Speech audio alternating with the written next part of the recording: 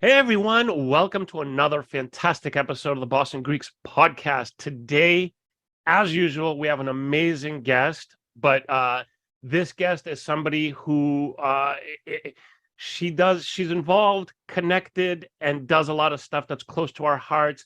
We love her, and I'm sure you will too right after this interview. But before we bring her on, let me introduce my co-host, Fotis Stamos. Hello, Foti. Hello, Ari. And as you said, I'm also equally super excited to have our guest on. And, we don't realize how many amazing people are in our inner circle. And this is a great opportunity. When we started this podcast, I step back and say, wow, we know some pretty cool, some pretty interesting, some pretty important people. Right. And it's awesome. And I'm glad that we're able to kind of talk to all of these people. Absolutely. So without further ado, we'd like to invite our guest on, Maria Behrakis, a Greek-American community activist and philanthropist who also serves on the Board of Trustees for Anatolia College, which we'll talk about in this session. But we wanted to welcome Maria. Thank you so much for taking time out of your busy life to be with us on Boston Greeks podcast. Thanks, guys. Good morning. Thanks for having me. Thank you for being with us. We appreciate your time so much. Foti, where can we begin? Can we get a little bit of a background, maybe? Let's also just mention that, Maria and her husband, Drake, dear friends of ours who've always been involved in many endless initiatives here locally, nationally, and globally for the Greek culture, the diaspora, and so forth. But Maria, being from Boston, can we get a little bit about your upbringing as a Greek American before we dive into all the great information? Absolutely. I mean, I know that we've all seen My Big Fat Greek Wedding. Sure. Yes. And I would say that while it applies to a lot of ethnic groups, that was our life, my life. There was a time in my life where the Greekdom, if you will, was sort of oh my God, I'm so different. Like my mom speaks different. My parents have accents. They own a restaurant. Like, why are we so stereotypically Greek in a lot of ways? And I think there was a time in my childhood where I'm like, whoa, I'm a little too different. But soon after that, I'd say after my teenage years, maybe about 16, I fully embraced who we are and who I am. If anyone asks me who I am a Greek at heart. I happen to have been born in America. I still have very close ties to Greece on many levels. Familially, I have cousins and aunts and uncles that still live there. We have extended family that lives there on my side and Drake's side. And, I'd say over the last 10, 12 years, we've really sort of tried to do what we can in the diaspora to help Greece stay on the map, if you will. Yes. And Greece stay on the map, whether it's education like Anatolia, small businesses in Greece that need a way to break out of Greece or move into the States, health initiatives. So I think it's our way of giving back for the heritage and the background that it's provided us as Greek Americans to, stay immersed in the community. Excellent.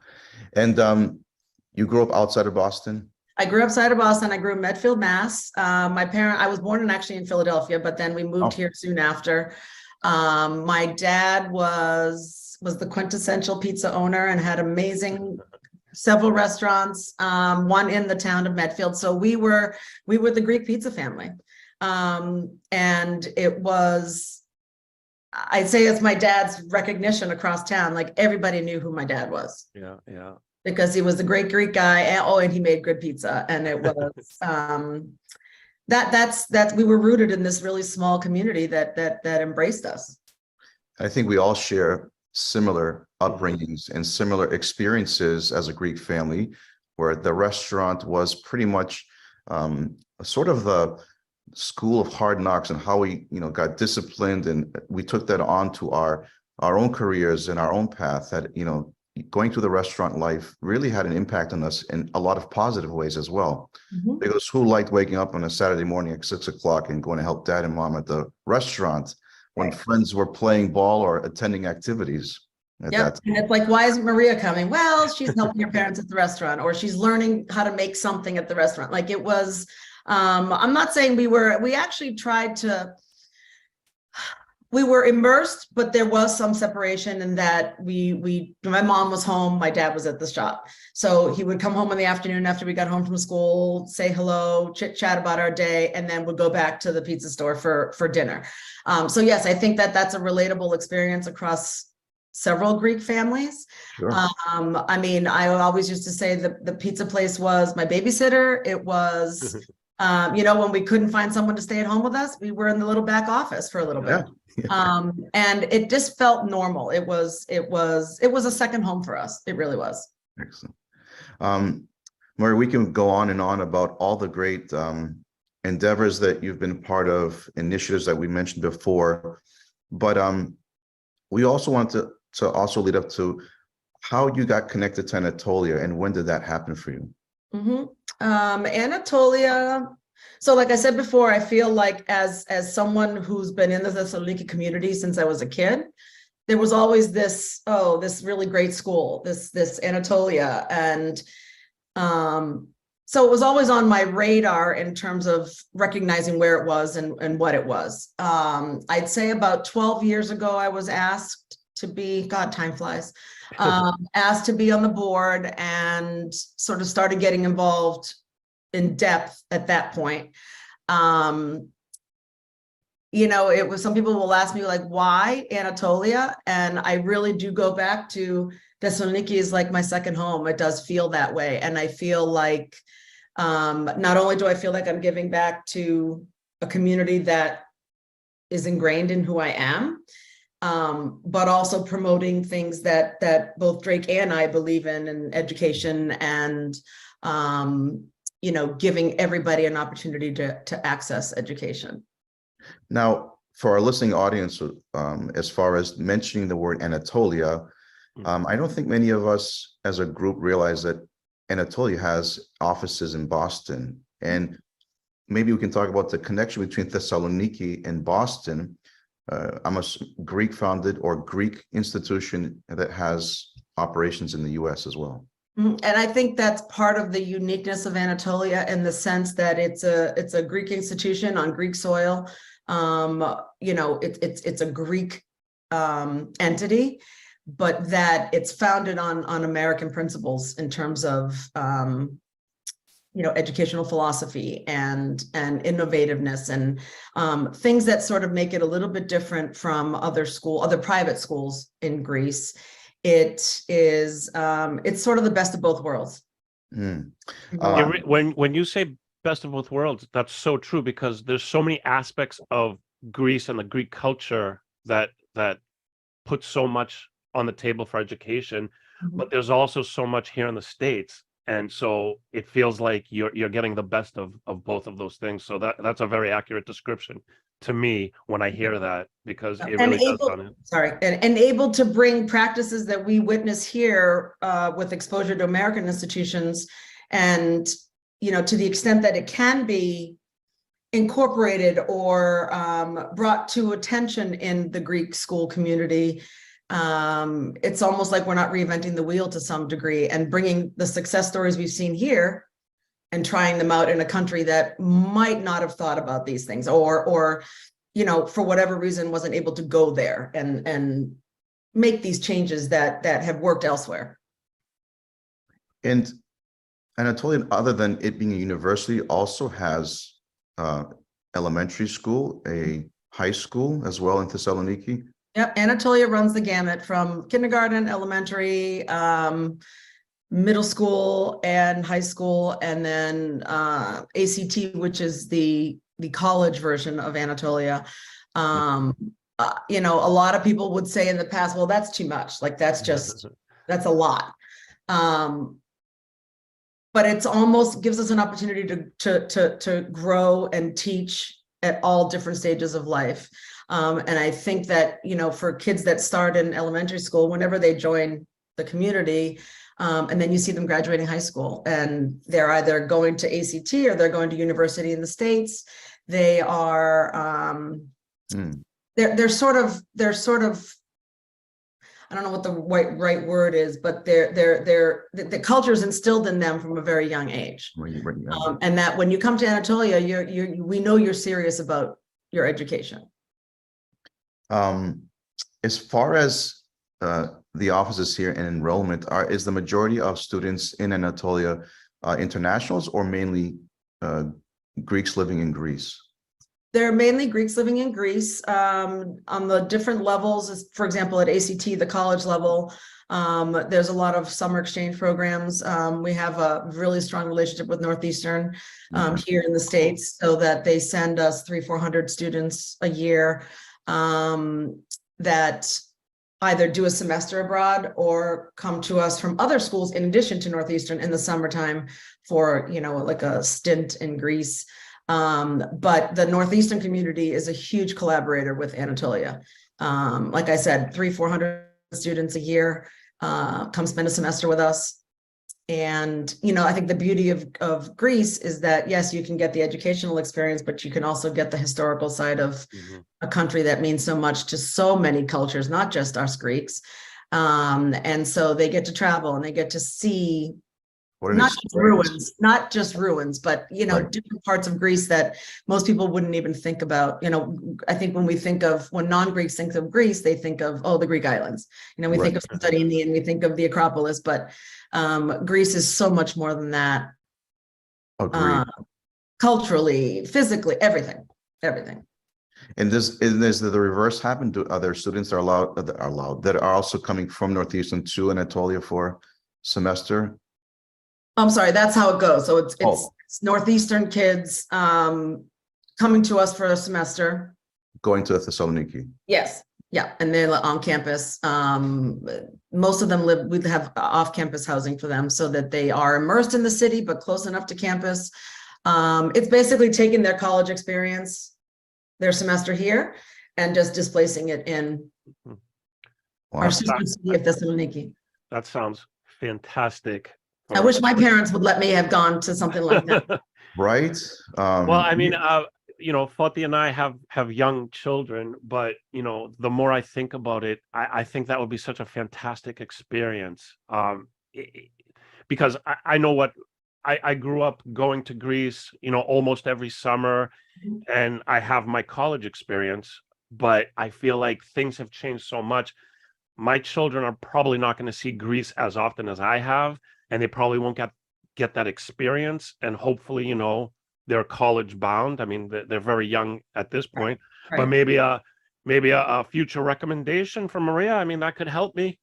Yes, I absolutely think that. And, we always, a lot of the things that we've been involved with, in particular, like the National Hellenic Society that brought us to Krasi that night, is this Heritage Greece program. And our Jewish counterparts have been doing this for years, these birthright trips that expose whether you have two Jewish parents in the Jewish faith, whether you have one, whether you have not, like if you have some basis in your Jewish culture, you can go on these birthright trips. And what we're trying to do is really give Greeks Americans, Greeks from mixed marriages, the opportunity to embrace their Greekdom, if you will. I keep using that word, but I like that word. To embrace their heritage, whether it's 100% or 25%, it doesn't really matter. And to your point, Ari, give your kids the opportunity to spend a little time in Greece when, they might not be able to go like we used to every summer. Like I used to play with the neighborhood kids, like we were fully immersed every summer. It's not easy to do anymore. Obviously, we all know that. I didn't even do it with my own kids.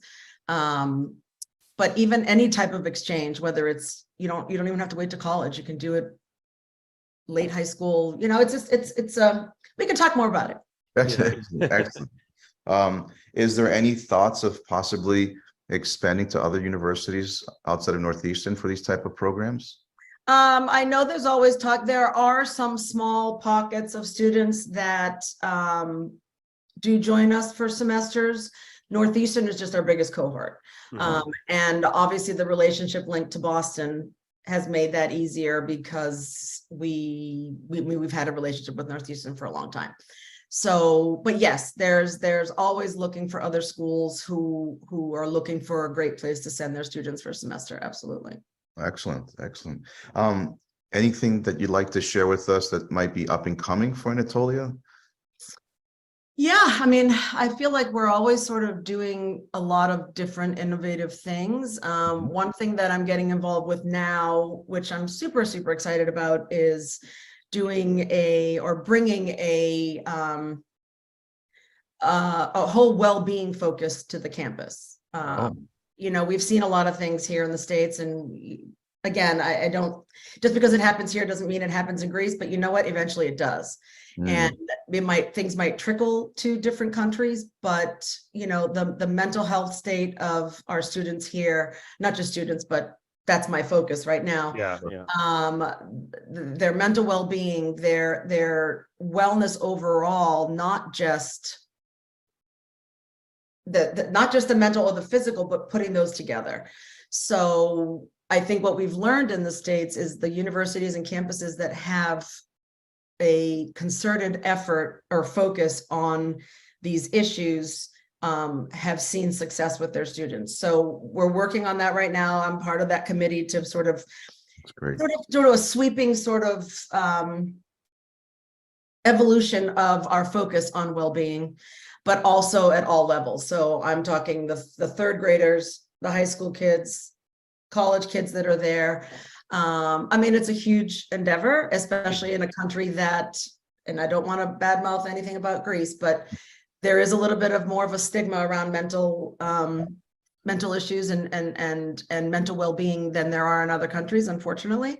And it's not just Greece. I think it's just not my kid, right? Not my family, not my community, not my neighborhood. And so a lot of this new campaign that we're putting together is really doing some community outreach and trying to sort of stop the stigma that comes with a lot of these things, because nobody is immune from the mental issues that have come up, especially after COVID. And so really trying to soften the community around embracing these ideas and saying, okay, how, if we can Anatolia assist you in getting the help that you need for your family and your kids? That is amazing. Amazing. Yeah, it's so important. I mean, you know, like I said, as a parent, if I knew a school had a focus like that, or had the facilities or the you know, whatever the kids need for their mental health, I would 100% go with that, because it's something that we don't talk about enough. We interviewed recently a psychologist, and he talked about all these things and the stigma that you spoke of. Very important, and very happy to hear that you guys are focusing on something like that. Yeah, we're super excited, and I feel like I always say that Anatolia is on the cutting edge of a lot of innovative ideas. And as far as it goes with this mental well-being, it's the same holds there, because no one else is really doing it in Greece right now, at least on this level. You know, there might be a classroom or there might be whatever, but a whole systemic sort of cultural shift to be able to talk about these issues doesn't exist right now. And super excited.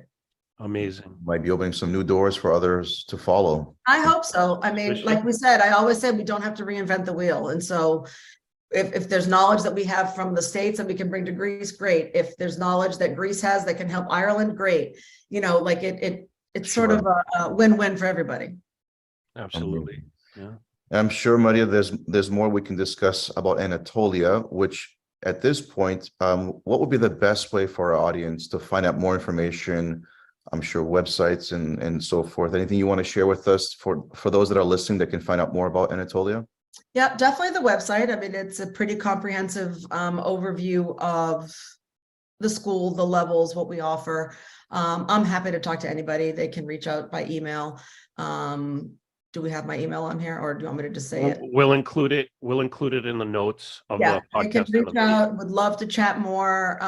We have quite a few trustees that are based in Boston, so our board is made up of Greek and Greek and American-based trustees. So that was also one of the things that I think brings a level of diversity to the board that most schools don't have. again, there are some challenges that come with that, obviously, cultural challenges, but I'm talking like these philanthropic Americans who have no ties to Greece are so invested in this Anatolia community abroad that it's definitely a worth of a listen to, a read, and use me as a resource. Absolutely. Awesome. Excellent. Yeah. Well, that was just refreshing to listen to you, Maria, because again, as Boston natives, Boston being a mecca for education as well, with all the universities that are around us, and being Greek American, that we're proud to have a Greek element in our own backyard. Yep, absolutely. And it's a great place. It's a place that, for me personally, fulfills that need or want to use educational vehicles to improve kids' lives, whether it's a well-being program or, we have a ton of students on scholarship, so that you don't have to necessarily have the money to come to Anatolia if you got the merit, like you need an opportunity, and we want to take a kid from a place more of a remote part of Greece and give them the opportunity to get educated in a place that will change their lives. I mean, it does. It changes lives. Education changes lives, period. Absolutely. 100%. Well, there you have it. Ari, anything else that you might want to include or ask? Yes, I just want to say once again, thank you so much, Maria, for being with us, taking the time, sharing, everything that you're involved in, and what you're involved in is so important and so amazing. And we appreciate you sharing that with us and our audience. And, everybody out there heard it. She's going to give my kid a recommendation when he's ready. So absolutely. We'll put you on the spot. But thanks again, Maria. We appreciate it. Your husband Drake is one of our favorite people in the world, and mine too. Good. That works out. Yeah. But go ahead, Pati. We definitely want to have Maria back at some point as well. I'm sure we can share some more updates with Anatolia or anything else that you'd love to share with us in our audience. So definitely we'll have you back at some point soon. Absolutely. I would love it. Thank you guys so much for the opportunity. Thank you. Thanks again, Maria Behrakis, Anatolia College. Thank you, Foti. Thanks everybody out there for watching and listening, and we will see you next time. Thank you. Bye-bye. Take care.